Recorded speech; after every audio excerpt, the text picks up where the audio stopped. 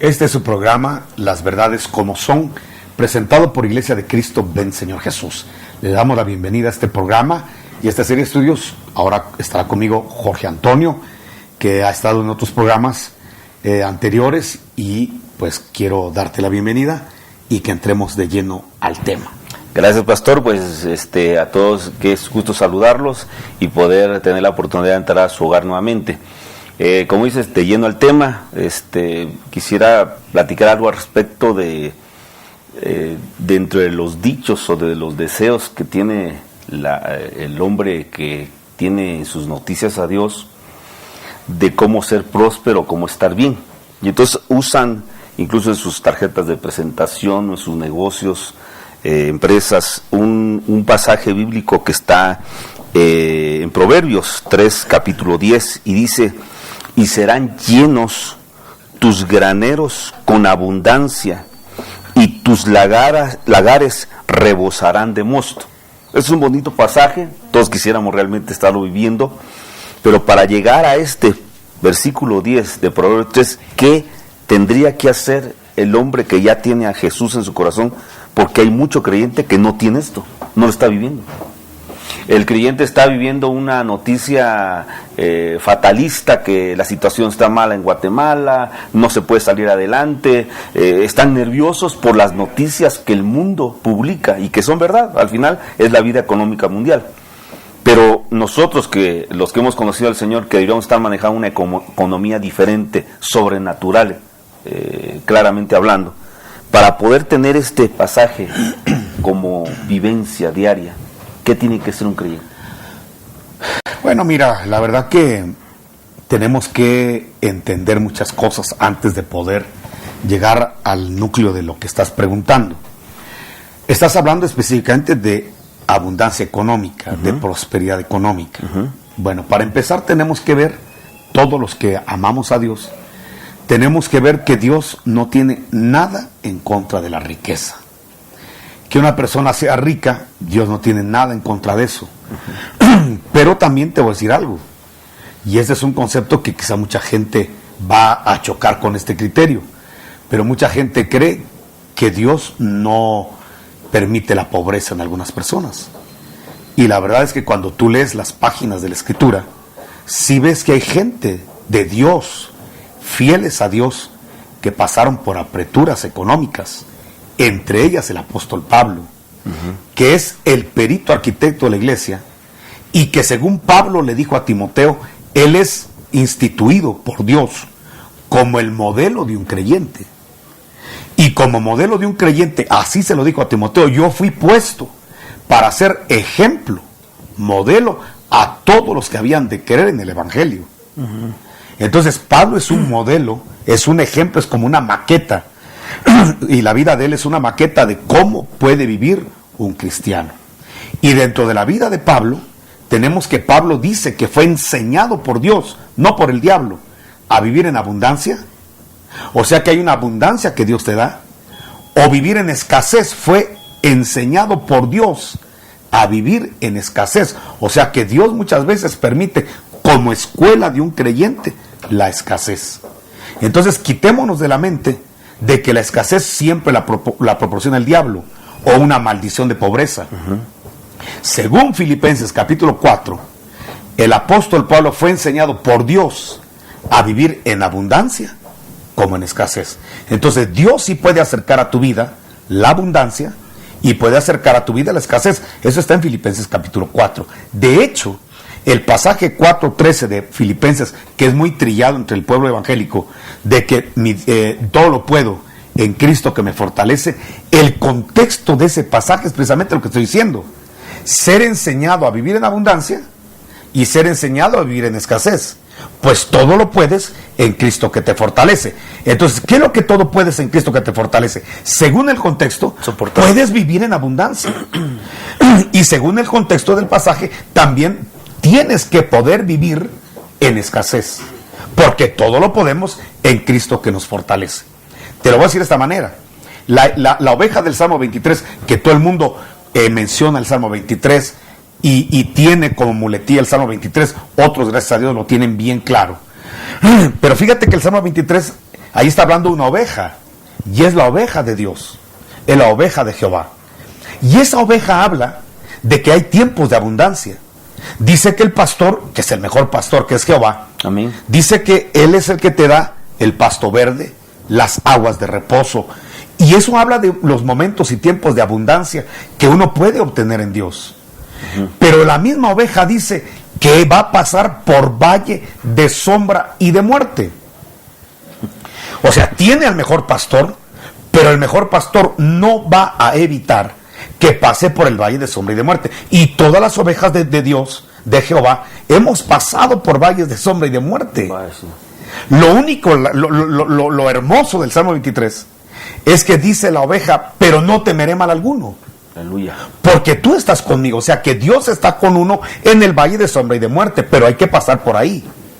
¿Por qué? Porque después de ese valle de sombra y de muerte, porque no es toda una vida, es algo transitorio, dice que vas a encontrar una mesa. O sea que en el Salmo 23 te hablan de una abundancia de pasto y de agua. Luego te meten a un valle de sombra y de muerte para pasarte a una mesa donde hay todo tipo de manjar. Entonces, ¿qué te está diciendo el Señor? Te está presentando el principio que utilizó con Israel. Israel estuvo en Egipto, y en Egipto no estaban mal porque estaban en Gosén mientras José vivió.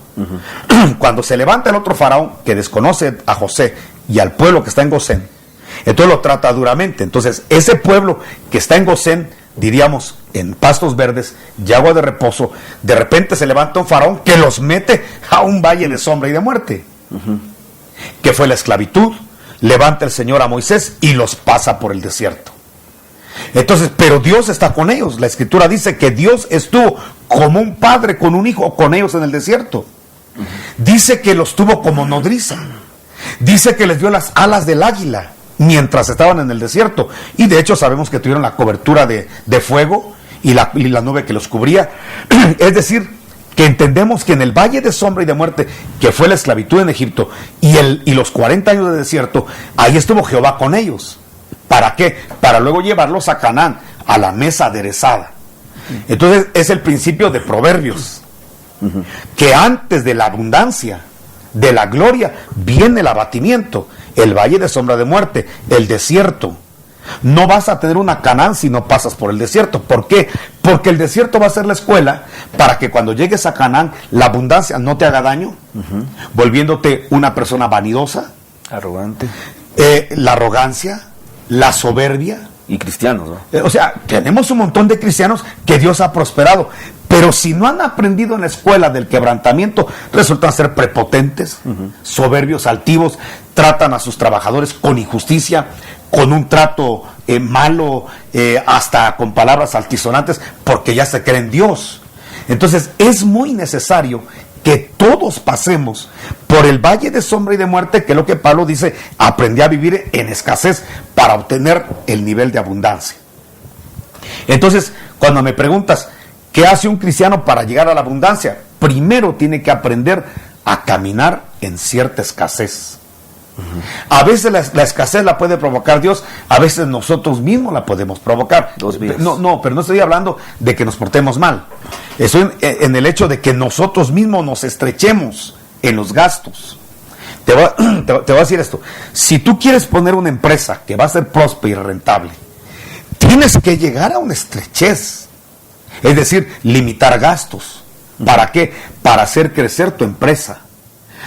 A mí me llamó la atención cuando entrevistaron a un japonés.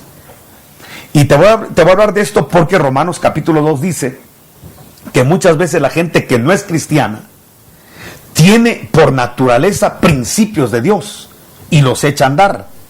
Entonces, si una persona tiene los principios de Dios en la conciencia y los pone por obra y a trabajar y a caminar, aunque no sea adorador de Dios, se le activa la bendición.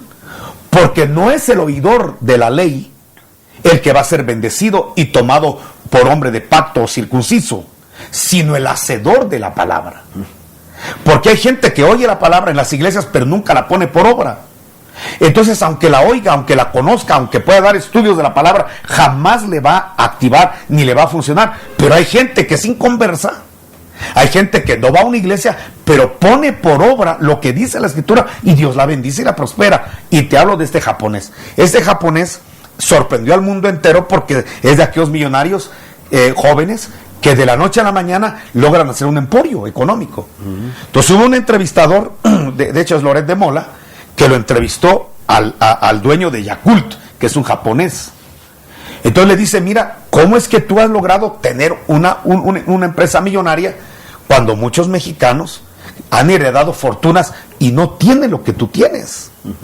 Y tú vienes con las manos vacías a México y fabricas ese líquido con esos electrobacilos y te vuelves un millonario. ¿Cómo le haces? Entonces él empezó a explicar cómo es la metodología y de la mayoría de japoneses. Y por qué la mayoría de japoneses son prósperos. Entonces, ¿qué hacen ellos? Ellos abren una empresa con cierto capital. Y solo toman el salario mínimo durante 7 años. Es decir, se limitan, se estrechan. Ellos mismos buscan su valle de sombra. ¿Me entiendes? Entonces, se estrecharon. ¿Por qué 7 años? Ellos dicen que una empresa es como un bebé. Entonces tú jamás a un bebé le pides, a un bebé le das y le inviertes. Entonces dice, por 7 años, nosotros lo que vendemos y lo que ganamos, lo volvemos a invertir en el mismo bebé, en la empresa. Entonces va creciendo y creciendo y solo tomamos un salario mínimo y nos estrechamos todos por 7 años. Pero en 7 años ya tenemos un emporio, ya tenemos una empresa macro. Ya en 7 años esa empresa creció, porque ella misma ha crecido de sus mismas reinversiones. Las ganancias se reinvierten para hacerlo crecer, para hacer capitales más grandes y más fuertes. Pero ¿qué pasa con el latino? Decía él, comparaba con los latinos. Los latinos, dice, lamentablemente, ponen una empresa, ganaron 5,000 quetzales y se gastan los 5,000. Y solo reinvierten. Entonces su empresa siempre es pequeña, siempre es enana. ¿Por qué? Porque no entran a la estrechez. Entonces la Biblia es muy clara. Si tú quieres la mesa aderezada, no el pasto verde ni el agua de reposo, sino quieres ya tener una mesa aderezada con todo tipo de manjar, que es otro nivel de prosperidad económica, tienes que entrar por el valle de sombra y de muerte. Uno mismo tiene que buscar, si no te la mete Dios, tú tienes que buscar la forma de estrecharte. Entonces hablas con tu familia, miren, vamos a abrir una empresa y esta empresa en 7 años nos va a dar. Lo que pasa es que nosotros tenemos una visión muy corta, todo lo queremos instantáneo. Incluso hasta nuestra forma de orar es mala. Ponemos las manos a un enfermo, Señor, ahora mismo, y todo lo queremos ahora mismo. Y lo más tremendo es que no siempre se dan las cosas ahora mismo. Tú le oras al Señor, Señor, ahora mismo, y el Señor dice, mira, Abraham, tú quieres las cosas ahora mismo, pero van a pasar 70 años para que tengas al hijo. José, ¿tú quieres la abundancia ahorita? Sí, pero espérate, primero te voy a meter a un pozo, te van a vender tus hermanos a los madianitas, después te van a vender en los mercados de esclavos, después te va a comprar Potifar, de ahí te van a meter a la cárcel por una supuesta violación, y de ahí estarás en la cárcel un tiempo, te va a olvidar Faraón, el panadero, el copero te van a olvidar, y después ya te coloco. Es un proceso de estrechez para llegar a una abundancia. Entonces, si tú quieres una prosperidad económica, y todos la queremos, eso no viene solo de orar.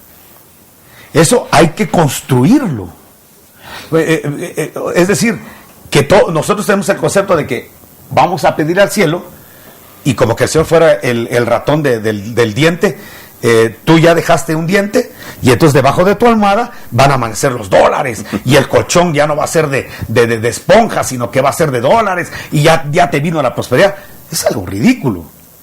Es algo sumamente ridículo. De hecho, Dios nos enseña que todas las cosas comienzan de lo micro hacia lo macro.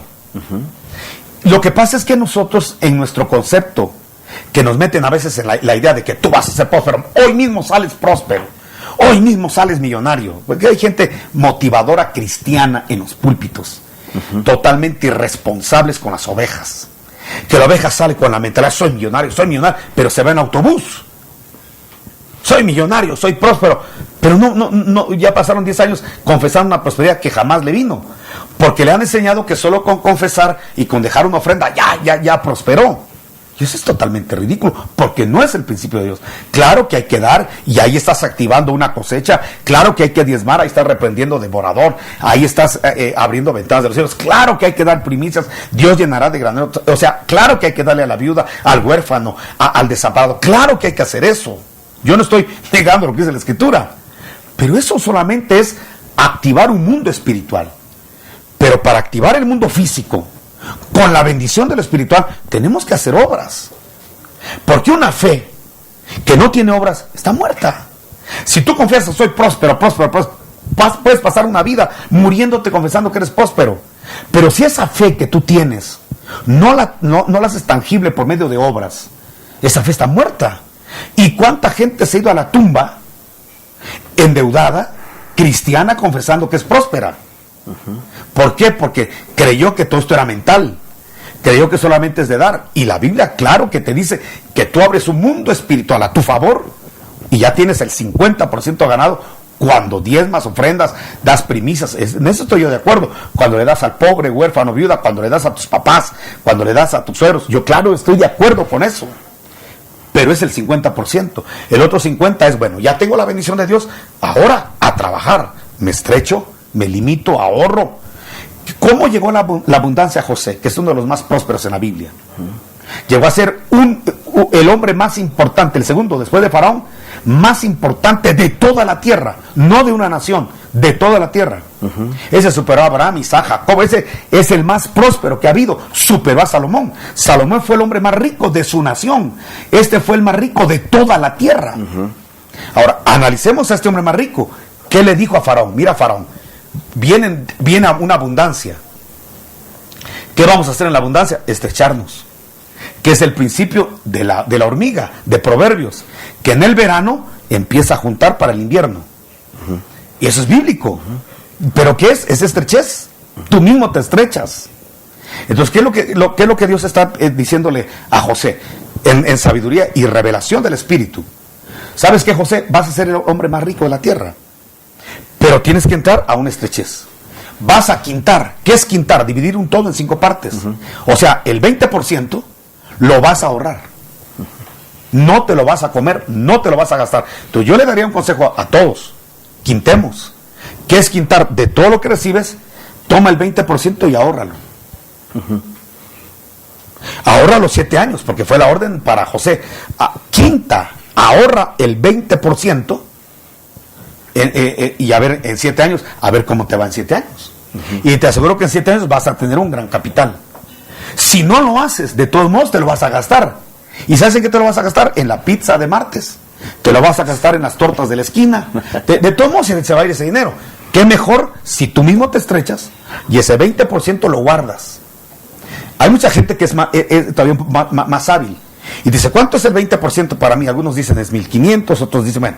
Entonces buscan un terreno que tenga ese valor. Y lo compran, aunque sea a plazos, pero van metiendo sus 1,500 en ese terreno. El equivalente al 20%. El equivalente a un 20%. Si es 500, 500. Pero está haciendo algo que en 7 años, habiendo pagado un terreno por 7 años, 1,500, 1,500 o 1,200. En 7 años vas a ver, o que ya lo pagaste totalmente, o ya llevas la mitad y ya lo puedes incluso hasta vender, y te vas a dar cuenta que ese terreno ya vale el doble, el triple, depende las edificaciones que hayan puesto alrededor y cómo haya crecido la plusvalía de ese terreno. Bueno, ¿qué te quiero decir con esto? Uno mismo tiene que estrecharse, porque uno de los principios bíblicos es estrecharse, es ahorrar. Ahorrar no es ahorrar lo que te sobra, es que tú ya decidas tomar un porcentaje de tu salario para ahorrarlo y que aprendas a vivir con eso durante 7 años. A ver cómo te va. Son principios bíblicos, son consejos de la palabra, pero eso hizo de José el hombre más próspero de la tierra. Y es así como trabajan los japoneses. Pues esas empresas son megas, son impresionantes, transnacionales. ¿Por qué? Porque aprenden a seguir invirtiendo en su misma empresa. Yo pregunto, ¿cuántos cristianos, adoradores de Dios, hacen lo que hacen los japoneses? Dejemos a los japoneses, hacen lo que hizo José, que es el consejo de la Biblia. Los japoneses hacen por naturaleza lo que dice Génesis 38. Ahora, nosotros tenemos que hacerlo por principio de Dios. Si nosotros lo llegáramos a hacer, tendríamos economías sólidas. Entonces te aseguro que en 7 años, te lo aseguro, tú vas a tener una masa, un capital. Te va a venir una oferta, porque siempre hay ofertas. Alguien que de repente tiene una necesidad, lo que sea, y vende y remata una propiedad. Pero tú puedes ver que pasa de tus manos esa propiedad porque no tienes el capital cash. Pero si tú lo has ahorrado, cuando viene una oferta, inmediatamente lo compras. Y compras una gran gana. ¿Por qué la gente no lo tiene? Porque está esperando que Dios le mande los dólares del cielo, porque están muy mal enseñados. Entonces, el tema, gracias a Dios que lo tocaste, el 50% es tener la bendición de Dios. El otro 50% es lo que yo ejecuto, lo que yo emprendo con mis obras. ¿Cómo me abro el cielo? Muy sencillo: diezma, ofrenda, da primicias, cumple tus votos a Dios. Cuando hablamos de ofrendar, dale al templo, dale al pobre, al huérfano de tu iglesia, dale, ahí hay mucha gente quien apoyar. No es posible que por un suero un niño muera en un hospital. Bueno, la iglesia puede aportar. Y no solo estás salvando la vida a un niño con un suero, tú mismo estás abriéndote el cielo, ofrendando, diezmando, cumpliendo votos, dando primicias. Eso es importantísimo. Pero eso solamente tienes la bendición de Dios, el amparo de Dios. Pero ¿qué es lo que Dios va a bendecir? La obra de tus manos. Eso dice la Biblia. Y Dios prosperará la obra de tus manos, no tu inactividad. No que te quedes sentado, bueno, ya ofrendé, ya diezmé, bueno, ahora que venga del cielo algo, que ahorita me van a llamar por teléfono para decirme que me saqué la lotería. No, Dios va a bendecir la obra de tus manos, es decir, tu trabajo. Dios es un Dios de trabajo. Amén. De hecho, cuando querían que Jesús fuera un haragán, Jesús les dijo: mi Padre y yo, y mira quién es Dios, no le falta nada, todavía trabajamos. O sea que el trabajo debe ser un deleite. Sí. No debe ser voy a trabajar para tener dinero. No, trabaja por deleite.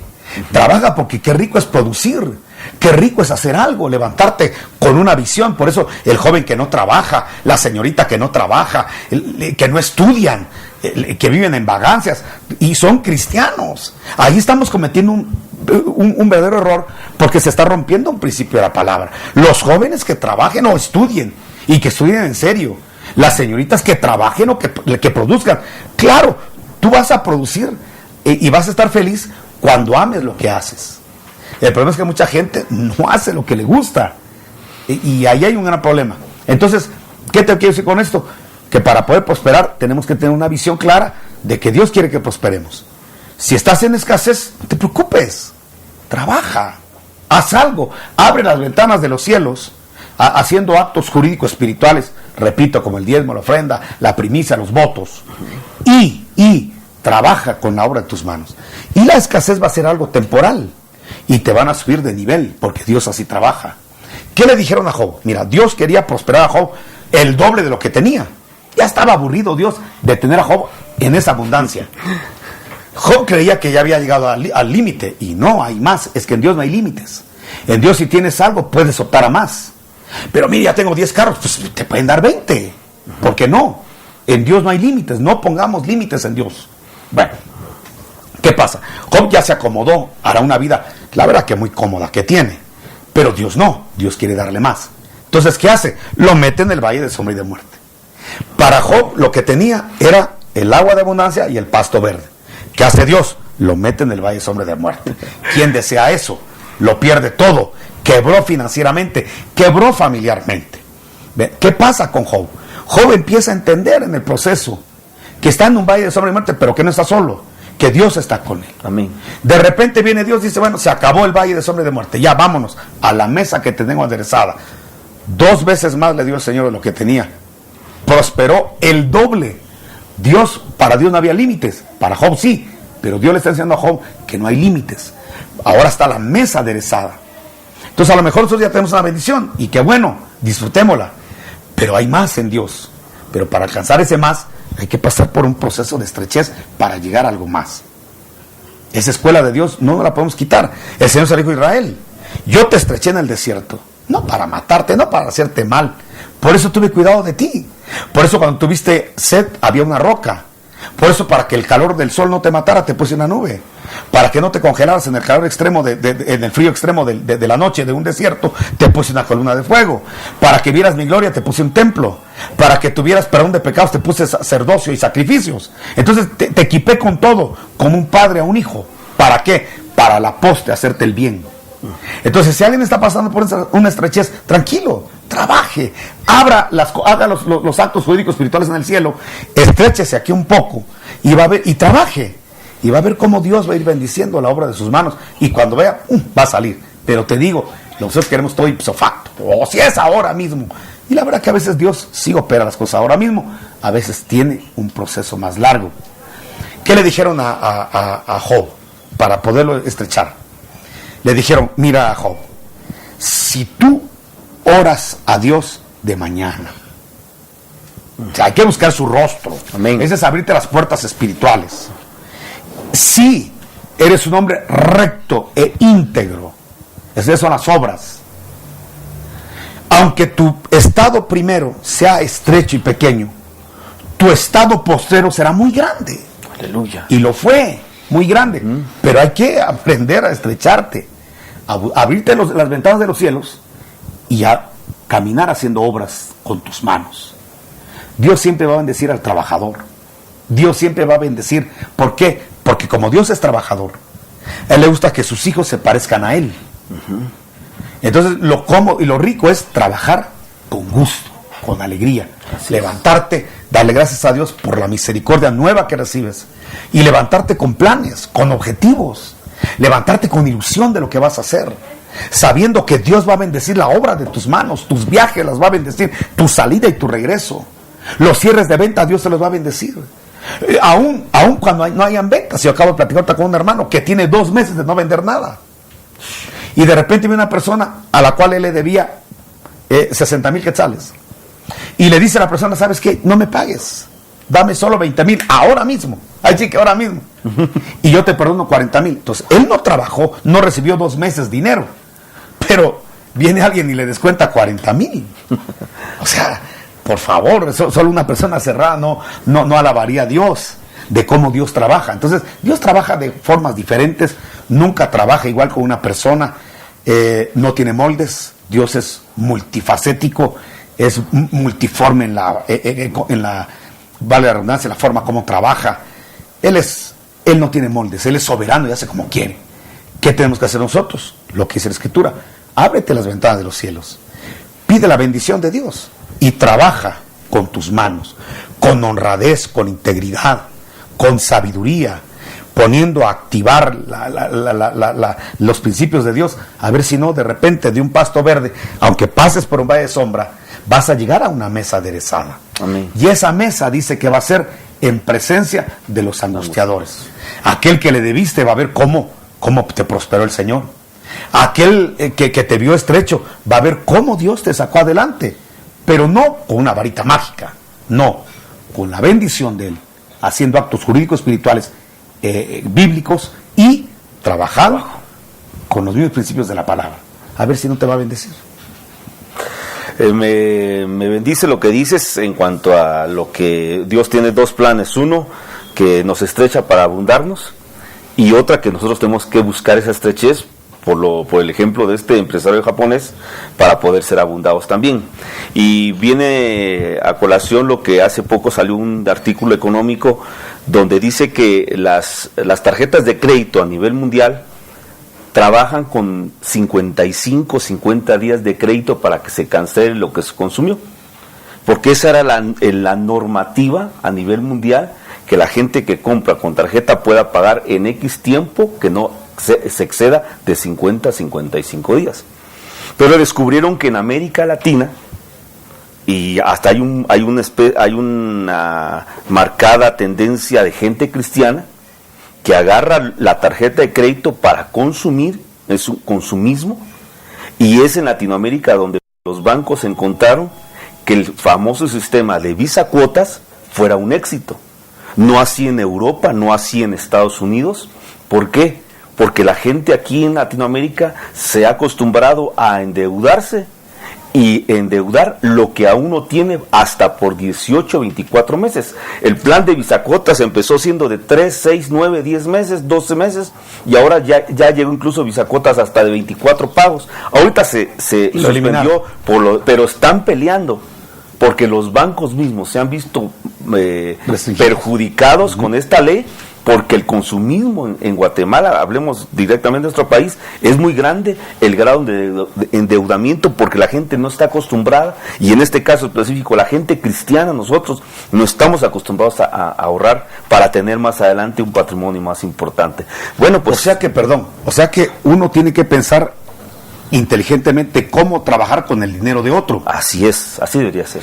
Pero para hacer inversiones. No para El problema es que nosotros lo aprovechamos para gasto, para consumo, para endeudarnos. Ese es el problema grande, que hay que enseñar en la iglesia. Uh-huh. Hay que enseñar con toda honestidad que nosotros tenemos que aprender a invertir. Mira, para terminar, cuando tú le dices a tu hijo, aquí está tu cochinito, ahorra. ¿Qué le dice el papá latinoamericano a su hijo del cochinito? Para que cuando ya lo llenes, compres, es decir, gastes. Uh-huh. En un juguete que quieres, en una ropa que quieres, en unos tenis que quieres. Le estamos enseñando a ahorrar para consumo, para gastar. En cambio, el principio de la gente que tiene dinero, la gente europea, es: voy a ahorrar para que cuando ya tenga una masa, un capital, lo pueda invertir para tener más. Uh-huh. Que ese es el principio bíblico. Amén. ¿Por qué esos países tienen mejores situaciones económicas per cápita? Porque ellos viven los principios de la palabra de Dios, aunque tal vez no la hayan oído, pero está en la conciencia. Lamentablemente muchos vamos a la iglesia y leemos los principios de Dios, pero no los activamos. Qué interesante sería que todos los cristianos, que somos el 30% en Guatemala, viviéramos los principios de la palabra, tuviéramos economías más sanas, fuéramos más prósperos. El tiempo se nos ha ido. Gracias por estar conmigo en este programa. Gracias. Que el Señor les bendiga a todos ahí en sus hogares. Este es el programa creado para ustedes por Iglesia Cristo Ven Señor Jesús de Quetzaltenango. El programa Las Verdades Como Son. Esperamos haya sido de edificación. Que el Señor les bendiga y nos vemos mañana en una cita con ustedes en este programa Las Verdades Como Son.